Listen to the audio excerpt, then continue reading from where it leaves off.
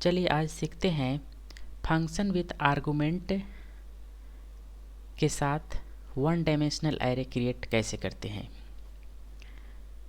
क्योंकि one dimensional array create करने पे ऑलरेडी मैं 3 वीडियो बना चुका हूँ, जिसका लिंक डिस्क्रिप्शन बॉक्स में दिया हुआ है। अगर आप उन सभी वीडियो को नहीं देखे हैं तो लिंक पर क्लिक कर पहले उन वीडियो को देख लें। तो चलते हैं, स्टार्ट करते हैं। Write a program to create a one dimensional array using function with argument. Function with argument means function में एरे और उसके साइज को पास करना है। तो चलिए स्टार्ट करते हैं। Hash include stdio.h hash include conio.h। conio.h use इसलिए कर रहे हैं क्योंकि प्रोग्राम में हम clrs का यूज करेंगे। अब यहाँ पर हम 2 फंक्शन क्रिएट करेंगे, void create 1D एरे। और यहाँ पर ध्यान रखेंगे कि आर्गुमेंट में हमें, चूँकि पहला एरे है और array consist the multiple element, तो ये हमारा पॉइंटर टाइप का होगा। और दूसरा साइज हमारा नॉर्मल वेरिएबल है, इसलिए वो पॉइंटर नहीं होगा। उसी तरह से void डिस्प्ले 1D एरे, इसमें भी क्या करेंगे, किस एरे को डिस्प्ले करना है, उसके लिए एक पॉइंटर टाइप का इंटीजर वेरिएबल और उसका साइज क्या है, ये दोनों हम फंक्शन के आर्गुमेंट में पास करेंगे। अब चलते हैं, यहाँ पर हम void मेन फंक्शन में हम लोग चल रहे हैं। अब यहाँ पर एक एरे लेना होगा। मान लेते हैं वो एरे ए है जिसका मैक्सिमम साइज 10 है। int एक साइज डिफाइंड करते हैं। क्योंकि यहाँ पर लूप का यूज नहीं होगा इसलिए हम आई डिफाइंड नहीं कर रहे हैं। clr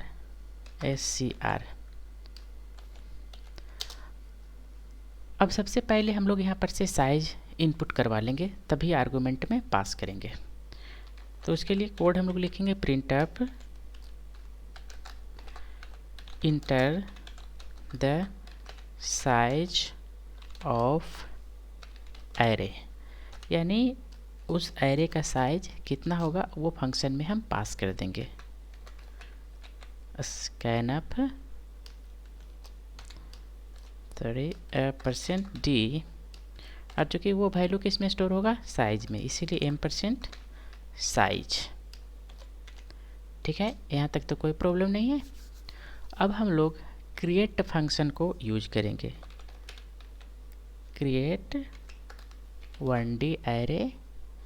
अब यहाँ पर देखिए जो इंटीजर टाइप था वो हमारा ए पास होगा, यानी पॉइंटर टाइप का। चूँकि ये एरे है, मल्टीपल वैल्यू स्टोर करता है, इसलिए इसका जब भी आर्गुमेंट होगा वो पॉइंटर टाइप का होगा।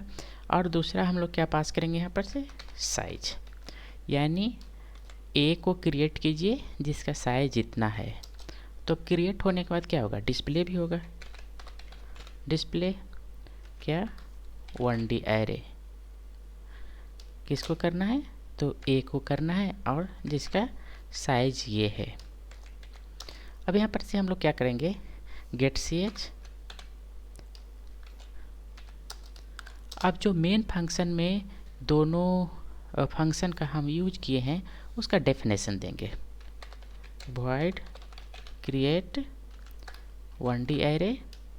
अब यहाँ पर देखिए, आप लोग a लिख सकते हैं या कुछ और भी लिख सकते हैं, और यहाँ पर हम कोई भी 10 20 नहीं दे रहे हैं। और int जितना बार लूप चलेगा, ये एक्चुअली क्या होता है कि आर्गुमेंट एक्चुअल आप जो मेन फंक्शन में दिए हैं वो लेगा। यहाँ पर आप कोई भी वेरिएबल्स ले सकते हैं, साइज भी लिख सकते हैं या उसके जगह पर s भी लिख सकते हैं। तो हमको सुविधा होगा कि साइज ही लिखें। आप यहाँ पर चेंज कर सकते हैं, लास्ट में उसका सेमीकोलन नहीं होगा। अब देखिए वैल्यू इनपुट कराने के लिए एक फॉर लूप के लिए आप लोग को वेरिएबल चाहिए आई, जो हम इंटीजर टाइप ले रहे हैं। तो सबसे पहले क्या होगा कि वो इनपुट लेने के पहले आपको एक मैसेज देगा कि enter the element of array. तो उसके लिए कोड होगा PRINTF \n enter the elements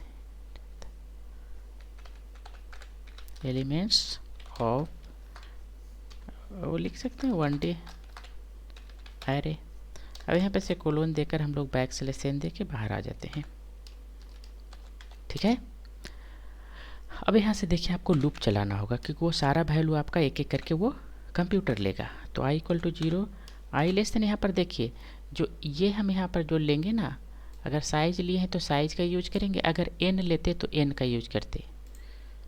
यहाँ पर जो ये वेरिएबल और यहाँ का वेरिएबल चेंज हो सकता है, तो चूँकि हम साइज लिए हैं इसलिए साइज को ही यूज कर रहे हैं i++। अब क्या होगा कि एक एक वैल्यू वो इनपुट करेगा, तो उसके लिए आपको एक मैसेज देगा printf।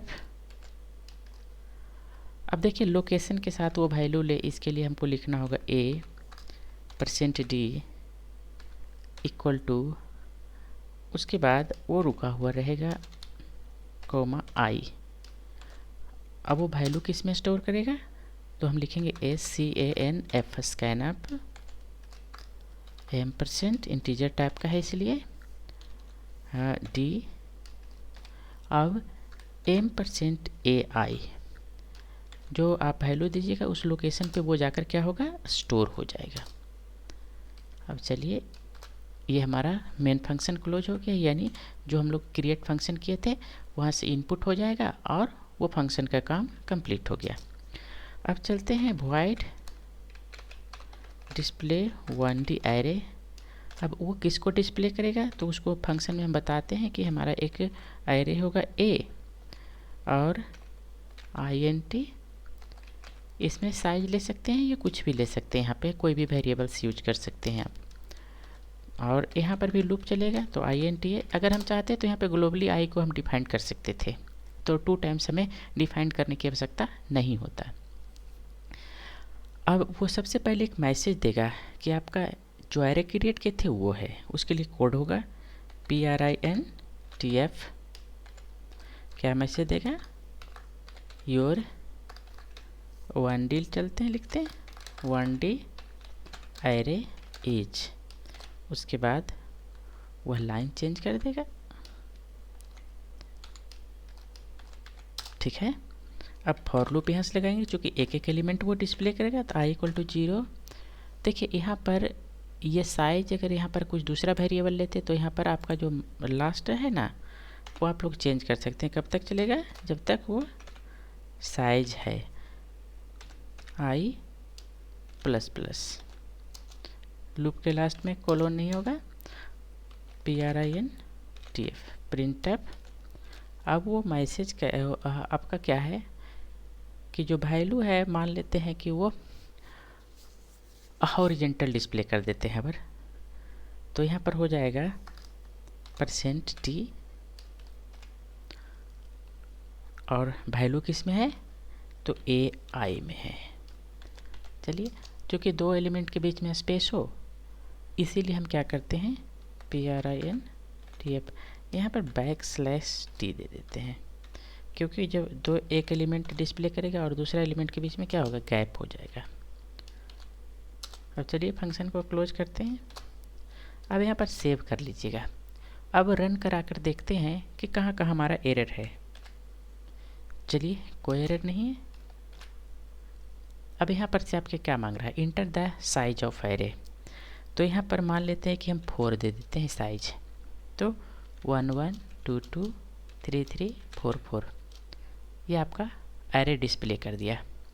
तो अब यहाँ पर ध्यान क्या रखना है और समझना क्या है और कहाँ पर हम क्या कोड में चेंज कर सकते हैं। अब यहाँ पर देखिए, ये हमारा एक्चुअल वैल्यू होता है। ये जो a है यहाँ पर ये है और ये साइज है। अब यहाँ पर जो हम लोग यहाँ पर पास किए हैं, यहाँ पर आप चेंज कर सकते थे, यहाँ पर चेंज कर सकते थे। इसका मतलब है कि अगर यहाँ पर ए है तो यहाँ पर हम बी भी कर सकते हैं। चलिए करके दिखाते हैं। बी कर दिए। अब यहाँ पर साइज है और साइज की जगह पर हम लोग एस भी लिख सकते हैं। तो ध्यान रखना है क्या कि जो यहाँ पर यूज करेंगे हम वही चीज़ यहाँ पर यूज करेंगे। जैसे देखिए यहाँ पर साइज के लिए एस यूज किए हैं तो इसको यहाँ पर से एस कर सकते हैं। और यहाँ पर अगर हम बी यूज किए हैं तो यहाँ पर क्या होगा, बी यूज करेंगे। उसी तरह से आप लोग डिस्प्ले में भी कर सकते हैं। यहाँ पर भी जो ए लिए हैं बी ले सकते हैं, सी ले सकते हैं, डी ले सकते हैं। यहाँ पर एस की जगह पर कुछ भी ले सकते हैं। तो मान लेते हैं कि यहाँ पर हम सी ले लेते हैं और यहाँ पर हम साइज की जगह पर एन ले लेते हैं। तो आपको कन्फ्यूजन नहीं होगा कि एक्चुअल आर्गूमेंट और यहाँ पर के आर्गूमेंट में क्या डिफरेंस है। तो अगर यहाँ पर हम एन लिए हैं तो यहाँ पर हमारा क्या लेना होगा, एन लेना होगा और आई प्लस प्लस। और यहाँ पर किस एरे को है तो सी को, तो यहाँ पर सी लिख दिया। अब इसको हम कंपाइल करके देखते हैं। देखिए कोई एरर नहीं आया। तो यहाँ पर हम लोग क्या लिखते हैं, फिर से 3 एलिमेंट लेते हैं, 3 3 6 6 7 7। अब देखिए आपका एरर डिस्प्ले कर दिया। तो प्रोग्राम में ये कन्फ्यूजन नहीं होना चाहिए कि जो वैल्यू हम यहाँ पर अगर एरे ए लिए हैं और साइज लिए हैं तो एक्चुअली जो वैल्यू है हम ऐसे पास करेंगे वही इसका वैल्यू होगा। अगर यहाँ बी भी लिए हैं तो अगर यहाँ से ए पास किए हैं तो वो ए की तरह ही बिहेव करेगा। यहाँ साइज है और यहाँ एस है तो साइज का जो एक्चुअल वैल्यू होगा वो एस का वैल्यू हो जाएगा। कहने का मतलब है कि ये फंक्शन को हम एक वेरिएबल लेकर डिफाइन करते हैं और जब रन करता है तो उसका एक्चुअल वैल्यू वह मेन फंक्शन से लेता है। इसीलिए हम लोग यहाँ पर चेंज कर सकते हैं। इस तरह का कोई भी कन्फ्यूजन नहीं होना चाहिए। तो चलिए यह प्रोग्राम कंप्लीट हो गया।